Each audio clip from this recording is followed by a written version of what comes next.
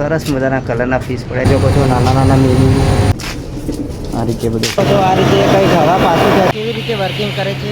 Hello guys, કેમ છો YouTube family મિત્રો? તો બધા મિત્રો મજામાં જશો. તો આજે હું છું ગ્લેઝિંગ ખાતામાં. તો આજનું કામ છે આપણે હવા મારવાનું. તો જોઈ શકો છો આ રીતે કંઈક હવા પાછું ખેંચે છે મશીન.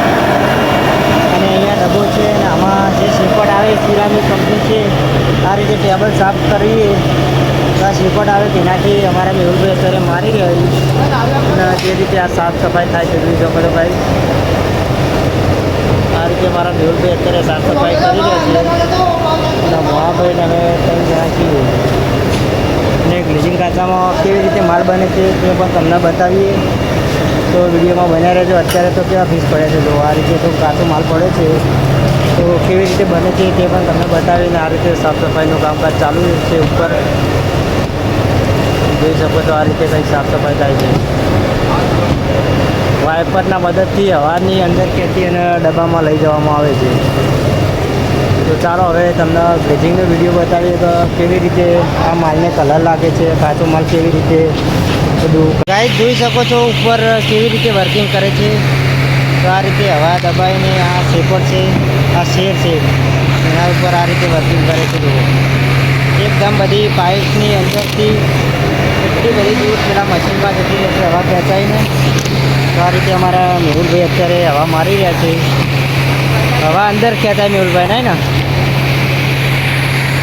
જોઈ શકો છો કેટલું સાફ થઈ જાય છે. પહેલાં કેટલું ગંદુ છે અને અત્યારે કેવું સાફ થઈ જાય છે. જુઓ અત્યારે કેવું થઈ જાય છે. જુઓ ઇન્નમ ઘસીએ તો ના થાય પણ કારણ કે હવાના મદદથી પ્રેશરથી ખેંચી લે અંદર. જોઈ શકો છો કેટલું ક્લીન થઈ જાય છે. આ રીતે ક્લીનિંગ કરવામાં આવે છે. આપણી વારી આવી ગઈ છે સફાઈ કરવાની. આ રીતે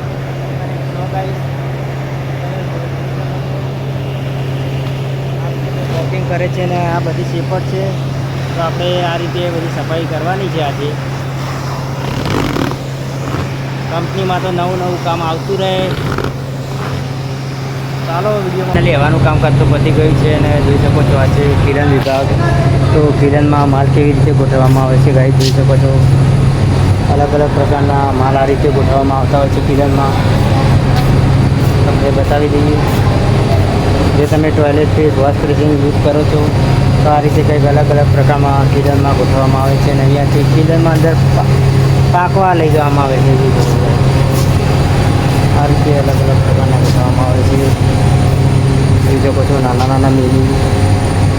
ચાલો તો ગાઈસ તમને બહુ મોટા પ્રમાણે સિરામિક કંપનીના ટોયલેટ ફિશ બતાવી રહ્યો છું. જોઈ શકો છો આજુબાજુમાં કેટલા બધા અલગ અલગ પ્રકારના ફિશ પડ્યા છે.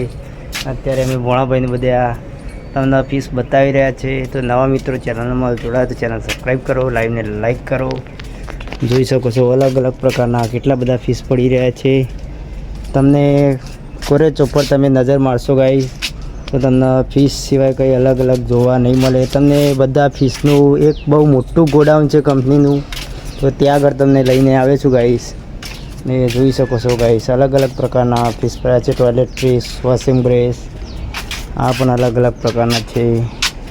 ને ચાલો તમને હવે કલરિંગ ફિશ બતાવી દઈએ. તો જોઈ શકો છો કલર ફિશ પણ આપણી કંપનીમાં બનાવવામાં આવે છે આ રીતે. અને સ્ટોક પણ કેટલો બધો પોપ્યુલરનો પણ પડે છે. જોઈ શકો છો ગાઈસ. તો ભણાભાઈ તમારું શું કહેવું છે કે કેટલો બધો સ્ટોક છે અને આ માલ ક્યાં જતો હોય છે તો થોડું જણાવજો ને. હજુ રસ્તો ભૂલી ગયા. રસ્તો ભૂલી ગયા છે એમ. ભણાભાઈને તો બીજી તો કંઈ માહિતી નથી પણ જોઈ શકો છો ગાઈસ કેટલો બધો અલગ અલગ પ્રકારનો સ્ટોક પડે છે. તમને અત્યારે બતાવી રહ્યા છીએ. અને મારી આજુબાજુમાં તો ફિશ જ છે. તમને કંઈ બીજું તો જોવા નહીં મળે. જોઈ શકો છો તો આજે તમને ફિશ બતાવી રહ્યા છે અને અમે રસ્તો ભૂલી ગયા છે કારણ કે અમારે જવાનું છે ગ્લેઝિંગ ખાતામાં જે તમને આગલો વિડીયો બતાવે ત્યાં આગળ. તો હવે આપણે જઈશું ગ્લેઝિંગ ખાતામાં અને તમને બીજો પણ ઘણો બધો સ્ટોક બતાવતા રહીએ. તો વિડીયોમાં બન્યા રહો. જોઈ શકો છો સિરામિક ફિશ કેટલો બધો સ્ટોક છે. જો તમને ઘરેલી બધી ફિશ સિવાય કંઈ ભરેલી દેખાશે. જો ગાઈસ જોઈ શકો છો આ બાજુમાં પણ કેટલો બધો સ્ટોક છે. તો આ બધો માલ તો લગભગ ફોરેનમાં જ જતો હોય છે. ઇન્ડિયામાં તો વધારે યુઝ નથી થતો હતો. આમ ફોરેનમાં જતું હોય છે ગાઈસ, જોઈ શકો છો. તમને ફિશ સિવાય તો આજુબાજુ કંઈ જોવા જ નહીં મળે ગાઈસ. આ રીતે અલગ અલગ પ્રકારના ફિશ બને છે અને તમને બતાવી રહ્યા છે. અહીંયા પણ કેટલો સ્ટોક છે જોઈ શકો છો, વાટકાનો અને અલગ અલગ પ્રકારના ફિશ છે અને આ બધો સ્ટોક છે. અને આ રીતે બધો માલ અહીંયા લારીમાં લાવી અને ગોઠવવામાં આવે છે, જોઈ શકો છો. આ પણ આપણે સાદી ભાષામાં કહીએ તો હાથ ધોવાના ફિશ છે. આ પણ જોઈ શકો છો, કલરિંગનો સ્ટોક પડે છે. આ પણ ઘણો બધો સ્ટોક પડે છે, તમને બતાવી રહ્યો છું. તો ચાલો ગાઈસ, હવે આપણે બીજા પણ તમને ફિશ બતાવીએ. તમને સિરામિક કંપનીમાં ફિશ સિવાય તો કંઈ બીજું જોવા જ નહીં મળે. અને આ રીતે અહીંયા લારીમાંથી માલ લાવવામાં આવશે ગાઈ, જોઈ શકો. કાકા અત્યારે લારી લઈને આવી રહ્યા છે. આ રીતે ફિશ લાવવામાં આવે છે. આ રીતે બધું સ્ટોક છે. મોણાભાઈ, તમારે કંઈ કહેવું? આ ગાડીમાં સ્ટોક મૂક્યો સારો.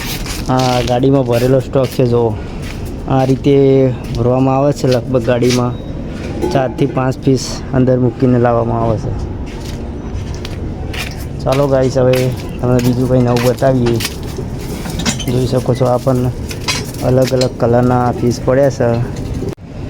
આ રીતે કંઈક અલગ અલગ પ્રકારના પીસ પડ્યા છે, જોઈ શકો છો ગાઈસ. અલગ અલગ કલર છે ઘણા બધા, જોઈ શકો છો. સરસ મજાના કલરના પીસ પડ્યા છે. ટોયલેટમાં બહાર તો એવું હોય છે કે 1 મહિના 2 મહિને બદલી નાખવામાં આવે છે. આપણે તો 10 વર્ષે પણ નથી બદલતા પીસ. જોઈ શકો છો ગાઈસ, તમને સ્ટોક બધો જોવા મળશે. અત્યારે લારીઓ આવી જ રહી છે અને આજુબાજુમાં બધું ફિશનું જ છે. તમને જોઈ શકો છો. આ લીપ છે, તમને આગલા વિડીયોમાં પણ બતાવી હતી. ત્યાંથી ડાયરેક્ટ લીપ અહીંયા લાવીને ફિશ અહીંયા માંડવામાં આવે છે ગાઈસ, જોઈ શકો છો. તમને ફિશ સિવાય અહીંયા કંઈ જોવા જ નહીં મળે.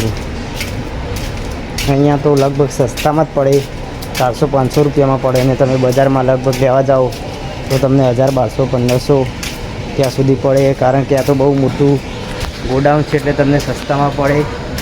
અને અહીંયા તો જ્યાં બનતું હોય ત્યાંની તો કિંમત કંઈ નથી હોતી, જોઈ શકો છો ગાઈસ.